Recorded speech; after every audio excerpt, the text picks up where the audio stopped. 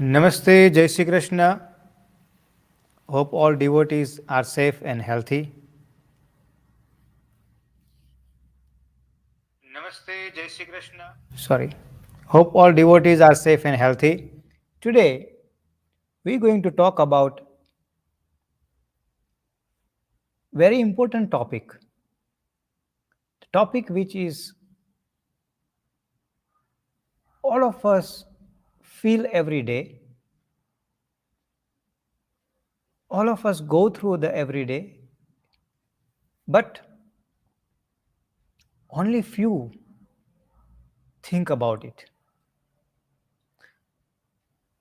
Topic which is I would like to mention is many times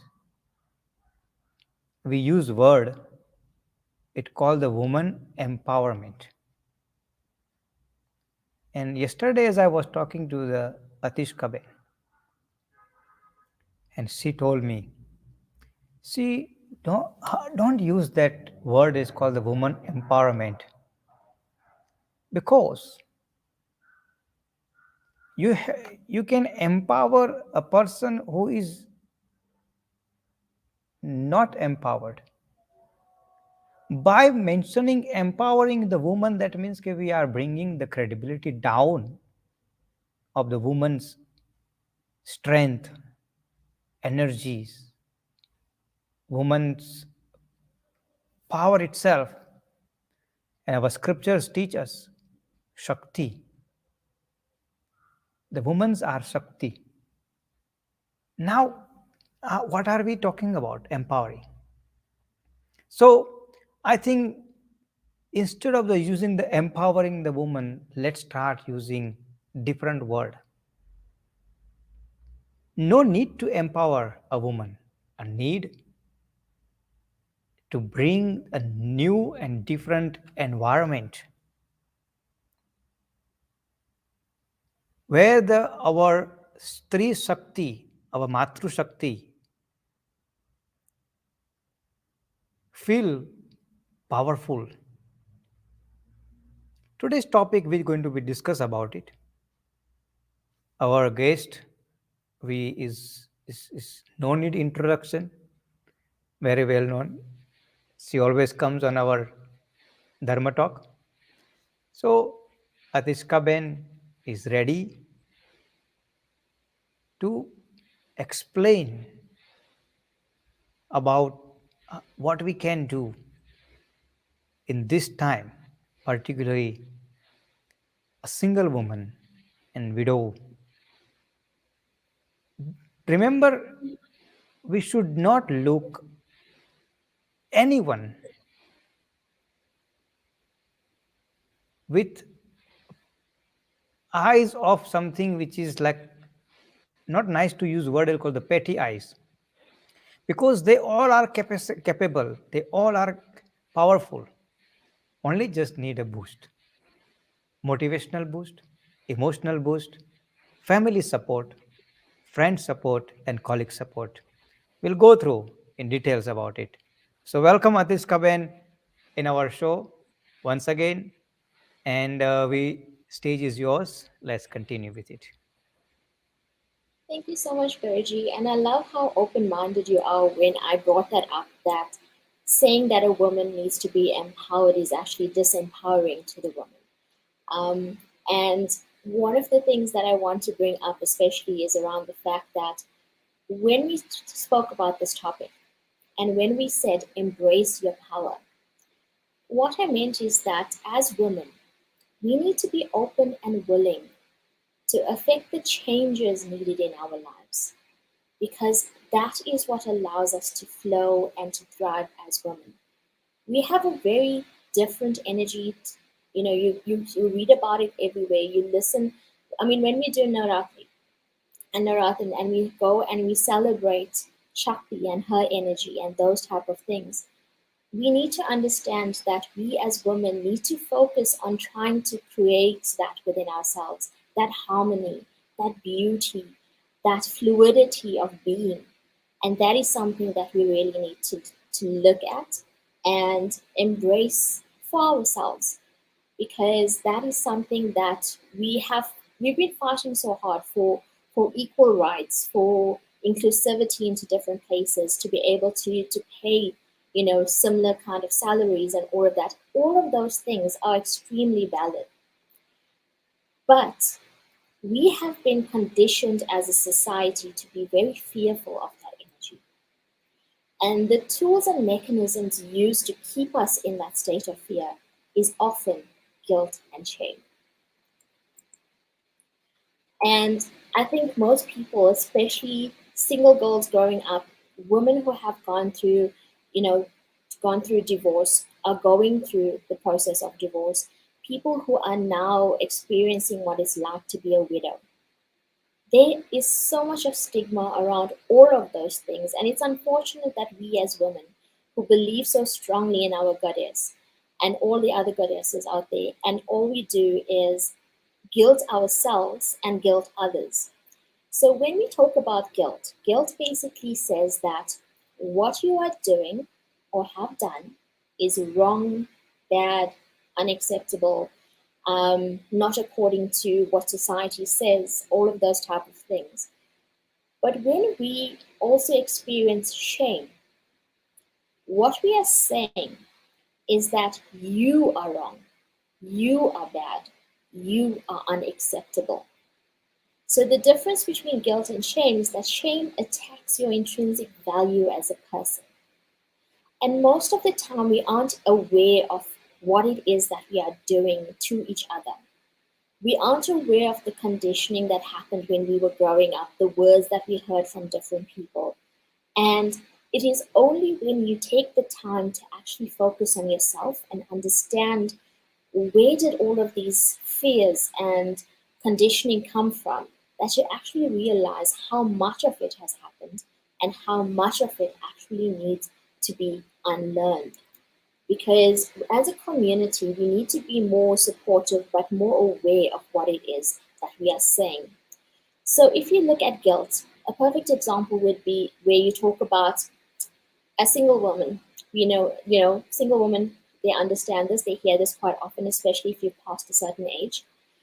I won't be alive long enough to see you get married. How many people have actually told you that? In passing, in joking. By the time you get married, I'm not going to be there. You're taking too long. What's going on with you? Why haven't you found someone yet? And then there is an example of shame. And shame is something that actually sits with you because it makes you question who you are. It makes you question, what is it about me that is so bad, that is so wrong, that's causing people to feel this way about me?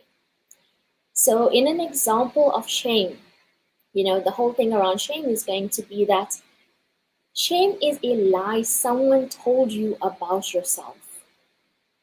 The decisions you have made is wrong. Why are you taking so long?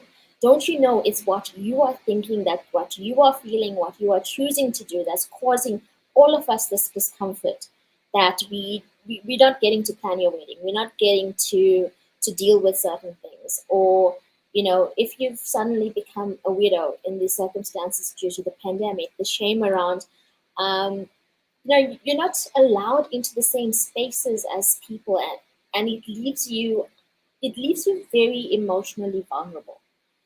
Because that's the question, who are they? They said, what are they going to say? What are they going to do? And we are so afraid of judgment and this collection of people called they, that we limit ourselves into thinking that we cannot be hopeful, we cannot be optimistic. Because what will they say?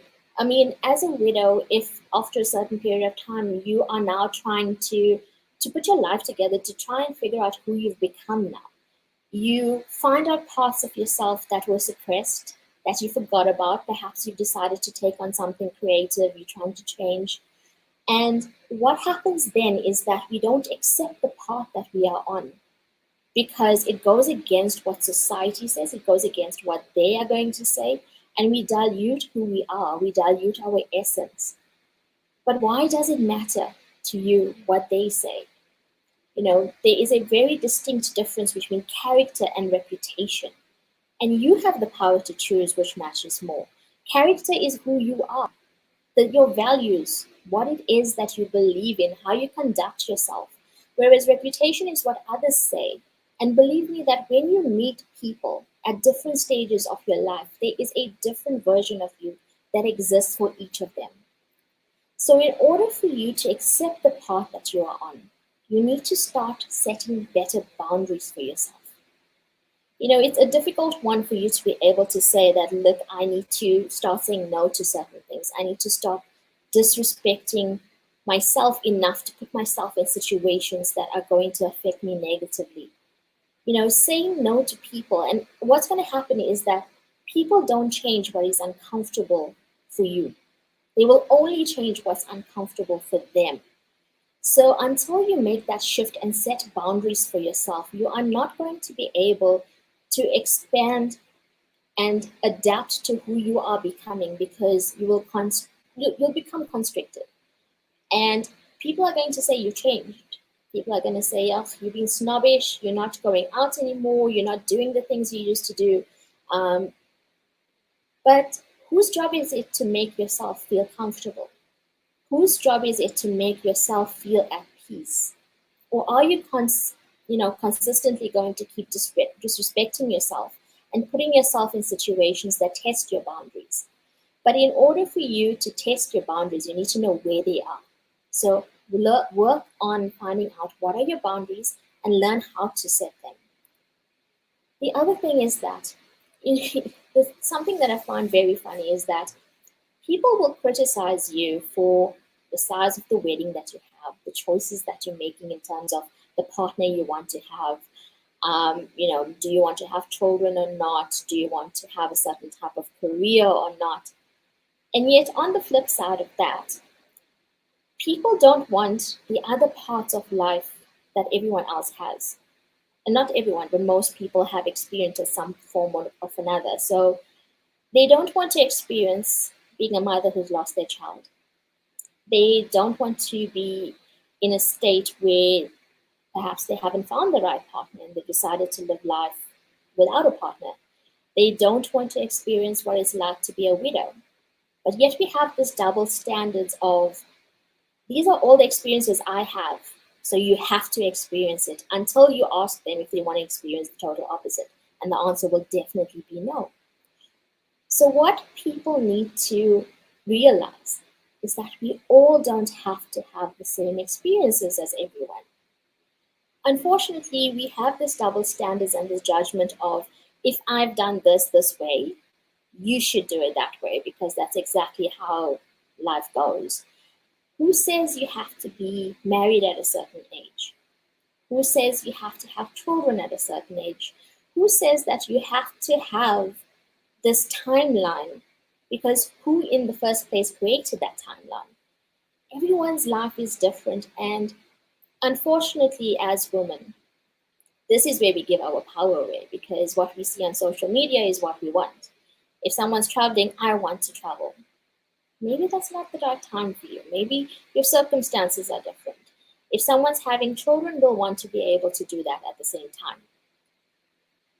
But in order for us to have all of those different things, we need to realize that how we define what abundance is in our life and for us means very different things to different people. Most of us, we focus on our jobs, our careers, again, what our reputation is out there, all of the different things of how people see us. Are we following these different trajectories according to what society says by this time? Do all of these different things. And what we confuse abundance with is money. We confuse abundance with money, with fame, with material things. What about time? I would love to have an abundance of time to do other things, time to do more things. What about an abundance of health? Right now, that's a huge focus for everyone. We all want to be abundant in health. What about abundance in terms of opportunities? I want to be in a place where there's constant opportunities coming to me. I want to be able to be open to receiving those opportunities and to consider it and to have choices. So, when we define what abundance is, yes, we all want to focus on material support, material stability. We want the financials. We want to be able, because ultimately, the better financial state you're in, the more opportunities you have because you have a choice. I can choose to work or I can choose to be at home if my financials are in order. But what is it that you are trading? And that's the thing when it comes to abundance, is that we constantly think about it as we have to give something to get something else. It's always some form of trade-off. Whereas when you're looking at abundance in terms of everything that you've received, everything that you have available to you, you realize that you have a lot more than what it is that you're actually looking for. So Kakiso Mtsimango is my life coach. We also worked together when I worked in brand and marketing. So she's a brilliant mind. And what she actually did was when she wrote her book called The Goddess Bootcamp. And again, it is something that really triggered personal development for me. Um, the line that she mentioned was, "Do not settle. You are not dust." And for me, that actually made a lot of sense because when you think of how dust settles, it means that you are complacent. You are comfortable with things as they are. You're not really looking to upset anything. You're not really looking to take any different risks. Those kinds of things. You are just okay. This is how it is. Allow it to just be, and that's not a bad thing. But when you become okay with settling for things that disrespect you, whether it's people, whether it's situations, it could also be like, for instance, when it comes to your career, people aren't noticing your ability. Um, there's different areas of your life where you tend to settle. And if I have to think about, single women, what ends up happening over a period of time is that the pressure of people constantly telling you the day will tell you that time's running out. I know the biological clock thing, they always throw that in, whereas now people are really focused on health. So timelines are different to how it used to be years ago. But what they do is that they put this unnecessary pressure on you to make decisions you are not ready to make, whether it comes to finding a partner and settling down, whether it comes to having children, whether it comes to, okay, so I don't think you can do this on your own. You really need to have some sort of a partner with you to help you through all of those different things. Everyone's journey is different. But when you decide to do something for the sake of doing it, you are putting yourself in a position that is disempowering to you. If you think of our religion, if you think of our goddesses, I don't think any of them would have been okay with being just, it is what it is.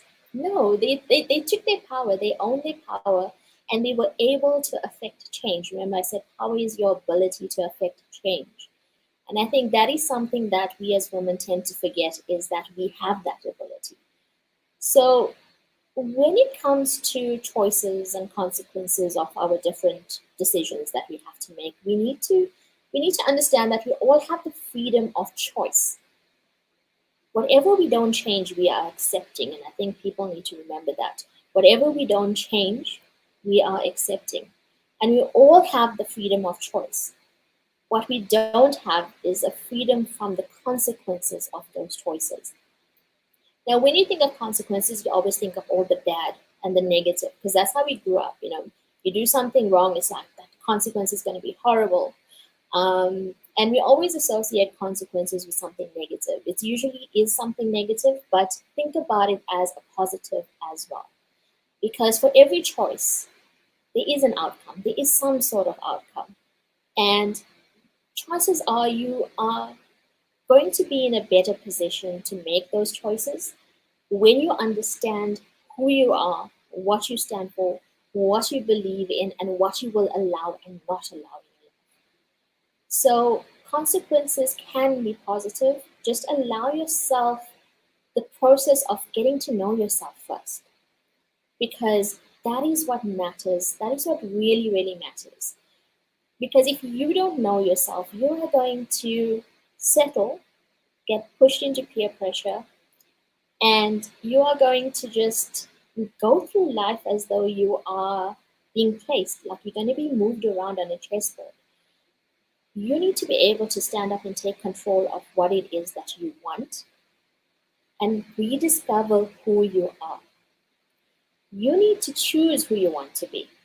It's very easy for us to fall into the different roles we have.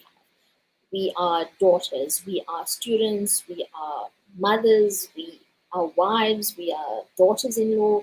There's so many different roles that we have to play in a person's life, in our own lives. But when you go to bed at night, if you are completely alone, which is sometimes a good thing because like you have the whole bed to yourself in the winter, which is awesome. But there's certain circumstances where when you are completely alone, you should actually be allowing yourself to have moments where you are completely alone so you can do this. Ask yourself if this feels like you. Does this truly feel like me? Am I comfortable in my own skin? Do I feel anxious about who I am?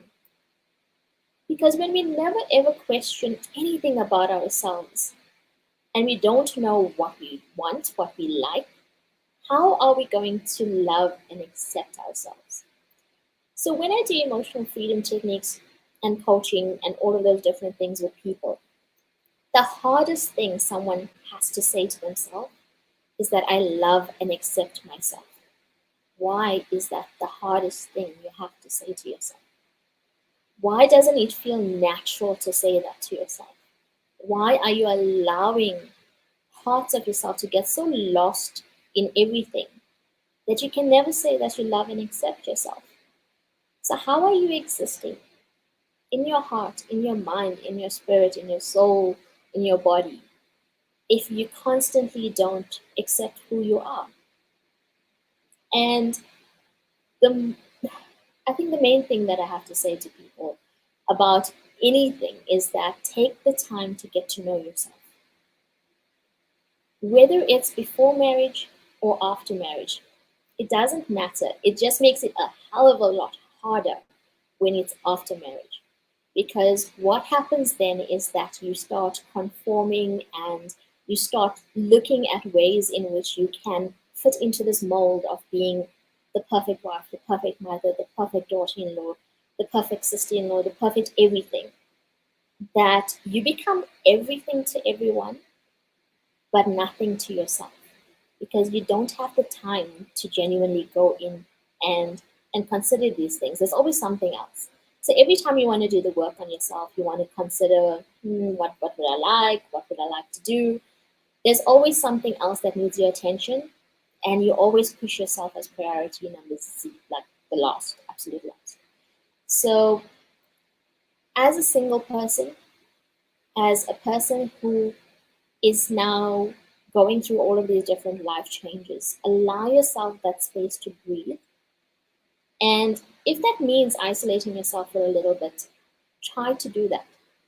It doesn't mean that you've now, turned into someone who's really not around other people. It just means that you're becoming more selective with your energy. You are choosing to work on yourself. I mean, if you think about, I don't know, butterflies, for instance, you're going to have to go from a caterpillar into this cocoon, hide out for a while, and then transform yourself into something else. Sometimes you need that space. Sometimes you need to allow yourself to have that space. And if I have to touch on, the aspect of widows for a little bit, it is scary. It is absolutely scary. The amount of people who are now questioning absolutely everything about their life is it's incredible. There are people who have not spent any adult part of their life without their partners. They do not know if they actually like what they eat or if it's because they made it because their partner liked it and they were just okay with it. There are people who don't know who if the places that they used to go was that something that I liked or was that something my partner liked. There are people who feel completely unsupported in the decisions they now have to make because the person they would bounce that idea off in terms of getting advice and support is no longer there. It is going to be a difficult journey. Don't expect it to miraculously fall into place as soon as you go into autopilot and you have to do all the different things that needs to happen, because it's very easy to deflect. It's very easy to keep ourselves busy. It's very easy to do all of the different things that need to happen when they need to happen. But when you are by yourself, when it hits you really, really hard, understand that you are a strong person who doesn't have to be strong all the time. Because the one thing our community and everyone else tells us is that, oh, you're strong, you're strong. I don't know how many times I would like to be told I'm strong. Not when I've got a choice but to be strong. I would want to have that break. I would want to feel as though there's a safe space for me to exhale, a safe space for me to just tell the people around me that I feel like a total mess and that it's okay. So for women who are going through that, my heart breaks knowing that you are going through that. I am surrounded by a lot of people who are, and it's a terrifying time. But understand that you aren't alone. There are places, there are people, including myself, who support you through these different journeys. And again, when I said earlier that not all experiences have to be felt by people at the same time, in the same way, understand that you, as women out there, you don't have to have gone through something to be a pillar of support to someone else. A lot of us use that as an excuse, and we are very afraid of being there for people because we haven't gone through it, so how could we really know? Sometimes all you need to do is be that safe space for other women to talk to allow them to unpack what it is they're feeling without judgment. And in closing, I think the only thing I would say to women out there is don't be so hard on yourself, but don't be so hard on others either, because we break the cycle of judgment we have against ourselves. And that is where our power comes from. So the next time we have an event, the next time we go out, the next time we do something, don't think about, oh my God, that outfit looks however. Stop yourself before you say judgmental things to other women. You have no idea what they're going through, the choices they have, the history behind what it is that they're going through. You don't know how much effort it took for them to actually get out of the house that day. So as women, if if you want to empower yourself, give up judgment. I think that would be the main thing. Thank you, Guruji.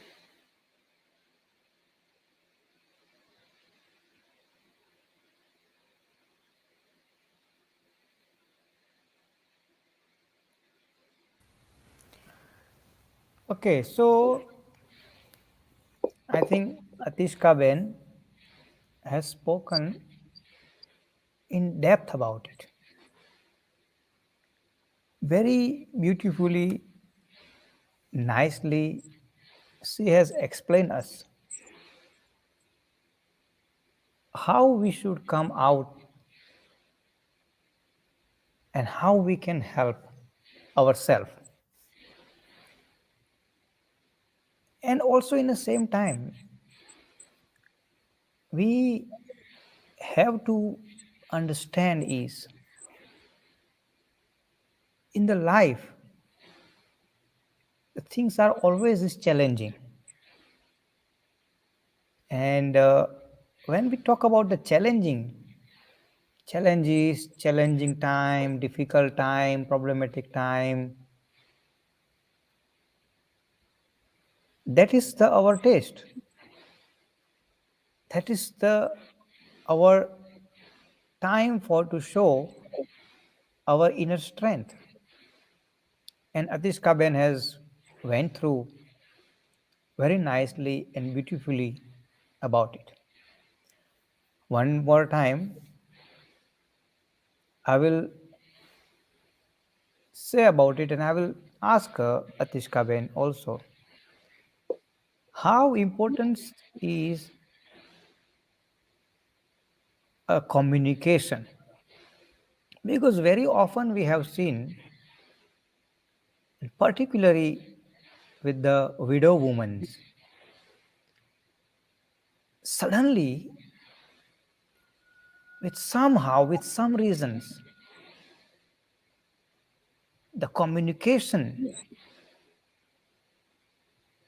gap increase and increase and increase, particularly in our so-called modern society.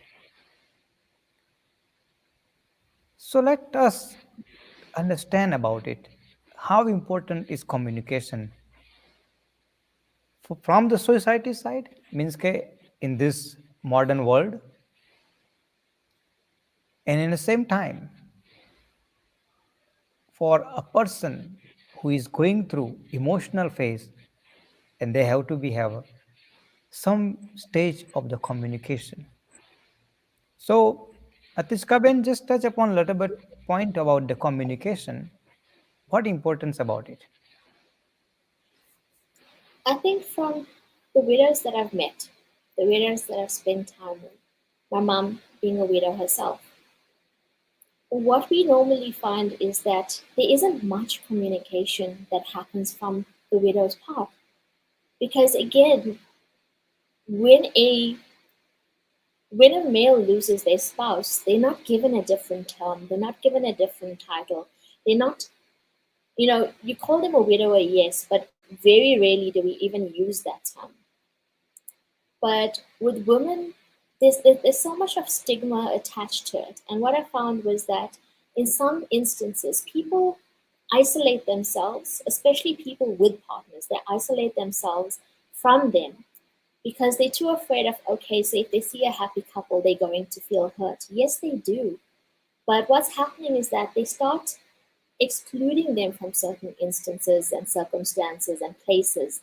And if they become so alone and so isolated that they have no one to genuinely talk to about what it is that they're feeling, what it is that they're going through, do they, where do they get their advice from? And as women, unfortunately, what we're taught from a very early age is that we need to be strong for each other in the household. So what happens was that I was trying to be strong for my mom. My mom was trying to be strong for me, but we never really spoke about how we were feeling the first 2 years without my dad. Because we were too afraid that if we had to start talking about it, that it was going to hurt each other. But by not talking as much as we should have, we were putting ourselves at a distance. And communication is so important because you need to be able to tell people genuinely how you feel about certain circumstances, about what's happening. There are so many decisions that have to be made in life going forward. But here you are without the person that you normally trust to help you with your judgment and your decisions. And you're actually terrified of making any choices going forward because you're afraid you're going to make the wrong one. What is it going to do? How is it going to hurt the person next to you? Um, but again, like I said, every choice has some form of consequence, whether it's good or bad. But by not sharing how you're feeling around certain things, you're really limiting how well you are able to start living again. And I know in that moment it feels horrible and you don't feel like you want to continue living again. We spiral into grief, we spiral into depression. It is really, really hard. But talking about it, and again, try to be careful of who you choose to talk to, because a lot of people come from their own triggers and their own experience around certain things. Some people try to fix you and stop you from talking because it's starting to make them feel uncomfortable. Whereas in certain places and certain spaces, you find the right people who are able to allow you to talk freely about things. So it does take some time to find that safe space, but when you do, you will feel like I can finally say the things I need to say without fear of judgment, without someone trying to fix me. So that was the very nice answer by from you, and particularly religiously side. Now, as we're talking about the video and everything, in our most of like very frequently we speak on a different platform, but since we are in topic, so I want to address that point too. Many often when it's come to the religious function, or I will say is in a happy occasions function in our house, many times women get told, particularly widow, no, you can't do this, you can't do Yeah. that, you can't do that. And when this question come to me, and I always says, scriptures does not ban anybody to do anything. Only these are the rules are man-made.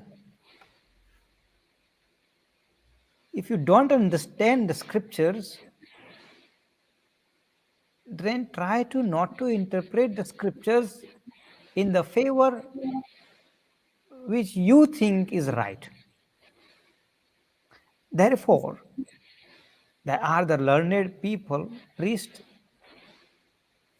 who is there. Please ask them, get the advice. And in the same time, in the same time, please do not undermine, underestimate any woman. And when it's come to the religious functions, so emotional days. For example, I will give you example. Many times people tells uh, that if in the family a mother have a one son, coincidentally father passed away early age, and after a 10 years, 15 years later, son getting married, and surrounded people tells that mother, you cannot do the graha shanti of your own son because you are a widow. I feel so angry about it. I said, why? Who said so? Who are Only one they? son is getting married. Only one son is getting married. And who we are to tell the mother not to celebrate a child biggest day in her life after 15 years? Please stop these kind of the things. Do not put your own opinions name of the scriptures. Sometimes people tells us what to do. I've seen that. Sometimes people tells us what to do. And then I ask one question. When you go to the traveling, when you sit on the plane, do you tell the pilot how to fly the flight? Do you tell the bus driver how to drive the bus? Do you tell the a train pilot how to ride the train? Do you tell a person who is taking you from A to B how to do the things? We don't do this that time. Why? Because we don't know how to fly the plane. So why we are interfering into the expertise in the field which is we are not in? Why we are telling a person who is the expert into that field and telling what to do because you think it is right, to underestimate and undermine a woman who deserve a place and space, who need a society support. While we are in topic, that is why I said let me just mention about it. Okay, anybody tells you not to do, please, my number is available. Contact me. We are there for you. We will support you. No person is unauspicious. Everybody is a son, a child of the God. They all is auspicious. Do not tag and label a person which you think is not supposed to be. And I think thank you to Atishca Ben who has actually came up with this thought, came up with this idea to need to be addressed. And definitely we will continue address time and again in different occasions. And 8th of August, we will have a Women's Day celebrations virtual. We call it a Naris Sammelan. You will see more videos and everything on that day. But thank you, Atishca Ben, for your time and your sharing your knowledge and for your efforts and everything, being part of our Dharma talk consistently and continuously. So once again, thank you very much. Uh, Thank you, thank Guruji. you uh, to coming in.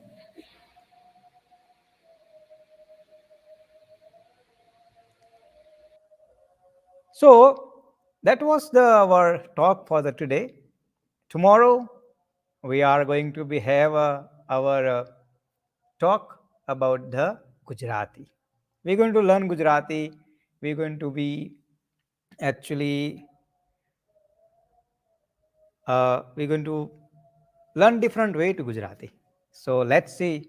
We'll see you tomorrow evening. Stay safe. Stay healthy.